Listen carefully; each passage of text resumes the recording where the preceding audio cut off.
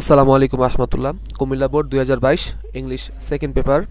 এই কোয়েশ্চেনটার অ্যান্সার করা হবে এই ভিডিওতে। কোয়েশ্চেন 1, প্রিপোজিশন এবং article. Travelling has a great influence on our minds. আমাদের মননে, মস্তিষ্কে, আমাদের মনে ভ্রমণের একটা প্রভাব পড়ে। The human mind always craves for change. Crave for মানে চাওয়া, আকাঙ্ক্ষা রাখা। মানুষের মন সর্বদাই পরিবর্তন চায়। There is none who does not feel a thrill of joy at new sights of experience. Sight মানে দৃশ্য, থ্রিল মানে আনন্দ, উত্তেজনা। এমন কেউ নাই যে কিনা নতুন কোনো কিছুর এক্সপিরিয়েন্সে আনন্দিত হয় না। সবাই নতুনটাকে পছন্দ করে। The traveler comes in contact with various types of people. একজন ভ্রমণকারী বিভিন্ন ধরনের মানুষের সংস্পর্শে আসেন। If he moves with the observant eyes. Observant মানে মনোযোগী বা পর্যবেক্ষণশীল। যদি সে তার দু চোখ খুলে ভ্রমণ করে বা হাঁটে বা তার আশপাশকে পর্যবেক্ষণ করে, he can acquire a lot of practical knowledge. সে অনেক প্র্যাকটিক্যাল নলেজ অর্জন করতে পারবে। অ্যাকোয়ার মানে অর্জন করা। About man and things of the world. এই বিশ্বের মানুষ এবং জিনিস সম্পর্কে সে প্র্যাকটিক্যাল নলেজ অর্জন করতে পারবে। which books alone cannot provide. যা কেবলমাত্র বই আপনাকে দিতে পারে না। প্রোভাইড মানে সরবরাহ করা। Travelling gives us an opportunity. ভ্রমণ আমাদেরকে একটা সুযোগ করে দেয়। to enjoy more enchanting sights of nature. enchanting মানে মনোমুগ্ধকর, খুব সুন্দর। সাইটস মানে দৃশ্য। প্রকৃতির মনোমুগ্ধকর দৃশ্য দেখার সুযোগ করে দেয় আমাদেরকে travelling. It helps one enrich his knowledge. এটা আমাদেরকে আমাদের নলেজ এনরিচ করতে সাহায্য করে। এনরিচ মানে সমৃদ্ধ করা, আমাদের জ্ঞান সমৃদ্ধ করতে সাহায্য করে। And makes him completely a perfect man, এবং তাকে একটি পরিপূর্ণ মানুষের হিসাবে গড়ে তোলে। 2 নম্বর, right form of verb. Know মানে জানতে পারা, হিন্ডার মানে বাধাগ্রস্ত করা, হিয়ার মানে শুনতে পারা, বিগিন শুরু করা, কল ডাকা বা ডাক দেয়া, রিমেম্বার মনে করা, ইন্সপায়ার অনুপ্রেরণা দেয়া। Be to be verb am is are was were. Bear মানে জন্মগ্রহণ করা, জয়েন যোগদান করা। You must have heard the name of Kazi Nazrul Islam.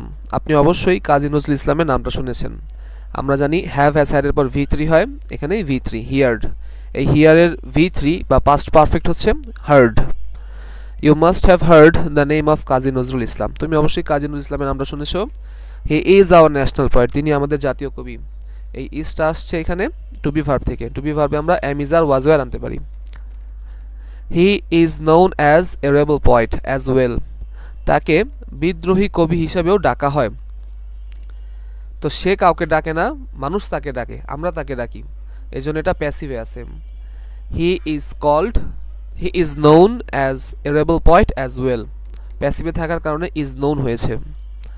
He was born in a poor family.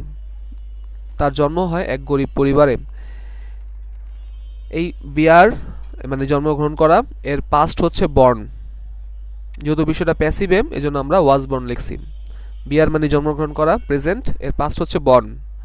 He was born in a poor family but dire needs could not hinder his potentiality. Potentiality মানে সম্ভাবনা, মেধা, গুণ।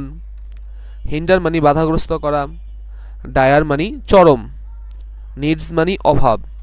But dire needs কিন্তু চরম অভাব, could not hinder বাধাগ্রস্ত করতে পারেনি, his potentiality তার মেধাকে চরম অভাব দমিয়ে রাখতে পারেনি। When the first world war broke out মানে ছড়িয়ে পড়া। যখন প্রথম বিশ্বযুদ্ধ ছড়িয়ে পড়ে 1914 সাল 15 সাল এই সময়টায়, হি জয়েন্ট দ্য আর্মি। সে আমাদের জাতীয় কবি কাজী নজরুল ইসলাম আর্মি জয়েন করেন। যেহেতু এটা পাস্টের ঘটনা, 1914-15 সালের ঘটনা, তাই এটা ইডি পাস্ট লেখা হয়েছে। আফটার দ্য ওয়ার যুদ্ধ পরবর্তী সময়, he began to compose poems. Compose মানে রচনা করা, পয়েমস মানে কবিতা। বিগিন মানে শুরু করা। তিনি কবিতা রচনা করা শুরু করেন। আমাদের প্রশ্ন দেওয়া ছিল বিগিন, যেটা কিনা প্রেজেন্ট ফর্ম, আমরা লিখছি বিগ্যান এন, যা হইতেছে পাস্ট ফর্ম।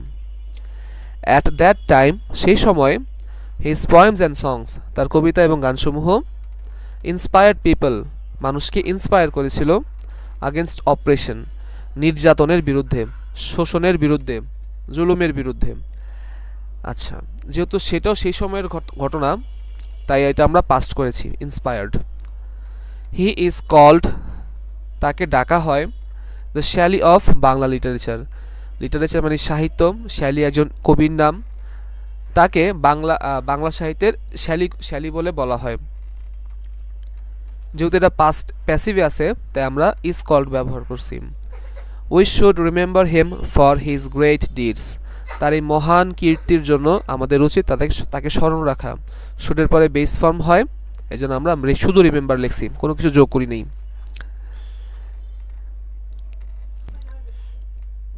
3 নম্বর প্রশ্ন, changing sentence. Very few conquerors of the world were so great as Timur, এটাকে সুপারলেটিভ করতে বলছে। আচ্ছা, এটা আছে পজিটিভে, কারণ সো অ্যাডজেক্টিভ অ্যাজ বা অ্যাজ অ্যাডজেক্টিভ অ্যাজ এটা থাকলে ওটা পজিটিভ হয়। আচ্ছা, পজিটিভে আছে, আমাদেরকে সুপারলেটিভে নিতে বলছে। ভেরি ফিউ থাকলে আমরা লিখব ওয়ান অফ দ্য। যেই সাবজেক্ট আমাদেরকে দিছে অ্যাজ এর পর তৈমুর, সেই সাবজেক্টটা প্রথমে লিখলাম, তারপরে ভার্ব লিখব। এখানে ভার্ব তারা ওয়ার লিখছে, যেহেতু তাদের সাবজেক্ট প্লুরাল ছিল, ভেরি ফিউ কনকারার্স, তারা ওয়ার লিখছিল, কিন্তু আমাদের সাবজেক্ট হইতেছে তৈমুর, তাই আমরা ওয়াজ লিখব। ওয়াজ ওয়ার দুইটাই টু বি ভার্বের মধ্যে পড়ে, তাই আমরা ওয়ার না লেখা ওয়াজ লিখলাম। তৈমুর ওয়াজ। ভেরি ফিউ এর পরিবর্তে one of the. Superlative adjective great দেওয়া ছিল, গ্রেটের সুপারলেটিভ গ্রেটেস্ট। এরপর ভেরি ফিউর পর থেকে যা লেখা তা লিখব। Conquerors of the world, conquerors of the world. Timur was one of the greatest conquerors of the world. B number, the province of a powerful prince was once attacked by young Timur, অর্থাৎ কোনো এক শক্তিশালী রাজপুত্রের এলাকা বা প্রদেশ আক্রমণ করে young Taimur, যুবক বয়সে তৈমুর কোনো এক শক্তিশালী পাওয়ারফুল প্রিন্সের টেরিটরিতে অ্যাটাক করে। তো অ্যাক্টিভ করতে বলছে, এটা প্যাসিভে আছে, তো অ্যাটাকটা করতেছে কে? ইয়াং তৈমুর। ইয়াং তৈমুর প্রথমে লিখি, আর এই ওয়ান্সের কোনো কাজ না থাকার কারণে এটাকে শুরুতে বা শেষে এক জায়গায় লিখলেই হবে। শুরুতে লিখলাম once, young Taimur, young Taimur. আচ্ছা, প্যাসিভে ওয়াজ অ্যাটাক ছিল, অ্যাক্টিভ আমরা ওয়াজটাকে কেটে দেব, শুধু অ্যাটাক লিখব। অ্যাটাকড, কোথায় অ্যাটাক করছে? The province of a powerful prince, the province of a powerful prince. আচ্ছা, C number, he captured a large village, passive করতে বলছে, সে অ্যাটাক করতেছে, সে সাবজেক্ট, ক্যাপচার করছিল, এটা ভার্ব V2, কি ক্যাপচার করছে? এ লার্জ ভিলেজ ক্যাপচার করছে, এটা অবজেক্ট। তো অবজেক্টকে প্রথমে সাবজেক্ট করি, এ লার্জ ভিলেজ, এ লার্জ ভিলেজ ক্যাপচার্ড, V2 দেওয়া আছে, পাস্টে আমরা ওয়াজ লিখবো প্যাসিভ অক্সিলারির জন্য, এবং স্টেপ 3 V3 ক্যাপচার্ড আছে, ক্যাপচার্ডই লিখবো, এখানে ভুলে অ্যাটাক লেখা হয়েছে, ক্যাপচার্ড হবে। কার দ্বারা হয়েছে? প্রিপোজিশন বাই, হি এর object him, a large village was attacked by him. 4 নম্বর, the army killed Timur's all soldiers, অর্থাৎ প্রতিপক্ষ তৈমুরের সকল বাহিনীকে হত্যা করে ফেলে। সবাইকে হত্যা করছে মানে কাউকে জীবিত রাখে নাই। The army did not spare any of Timur soldier, army তৈমুরের একজন সোলজারকেও স্পেয়ার করে নাই। ডিড নট স্পেয়ার মানে ছেড়ে দেওয়া, একজনকেও ছাড়ে নাই, সবাইকে হত্যা করছে। E, he did not disguise himself as a rich traveller to survive, affirmative করতে বলছে, নেগেটিভে আছে, নট থাকার কারণে এটা নেগেটিভে আছে। তো সেই নিজেকে বাঁচানোর জন্য ধনী পর্যটক সাজায় নাই। তো কেমন পর্যটক সাজাইছে? এই রিচের বিপরীত হইতেছে পোর, আমরা পোর লিখব। He disguised himself as a poor traveller to survive, সে নিজেকে গরিব ট্রাভেলার সাজিয়েছিল, এবং নটও আমরা লিখি নাই, তাই এটা অ্যাফার্মেটিভ হয়ে গেল। 4 number, suffix prefix. Deforestation means cutting down trees indiscriminately, indiscriminately নির্বিচারে। ডিফরেস্টেশন গাছ কাটা, গাছ কাটা বলতে বোঝায় বা বৃক্ষ নিধন বলতে বোঝায় নির্বিচারে গাছ কাটা। Bangladesh is a densely populated country, Bangladesh একটি ঘনবসতিপূর্ণ দেশ। দিস হিউজ পপুলেশন, এই বিশাল জনগোষ্ঠীর, নিডস দরকার, মোর শেল্টার আরও আশ্রয়ের জন্য জায়গা, এগ্রিকালচারাল ল্যান্ড কৃষি জমি, প্রশ্নে এগ্রিকালচার ছিল, আমরা ইটাকে এটে এল এগ্রিকালচারাল লিখলাম, ফিউয়েল জ্বালানি, অ্যান্ড ফার্নিচার এবং ফার্নিচার, অর্থাৎ এই বিশাল জনগোষ্ঠীর কী কী দরকার, আরও বেশি বাড়ি ঘর দরকার, আশ্রয় দরকার, কৃষি জমি দরকার, জ্বালানি দরকার এবং আসবাবপত্র দরকার।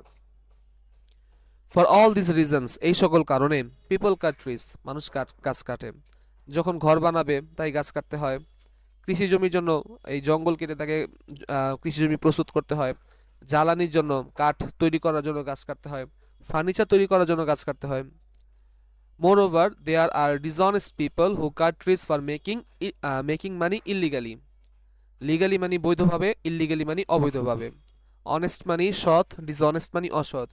তাছাড়াও এমন কিছু অসৎ মানুষ আছে যারা অবৈধ পন্থায় টাকা ইনকাম করার জন্য গাছ কাটে।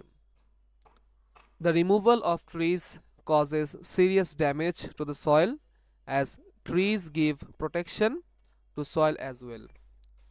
The removal of trees, এই গাছটাকে সরিয়ে ফেলা, রিমুভাল হইতেছে নাউন, ই কেটে শুধু এল আমরা যোগ করব।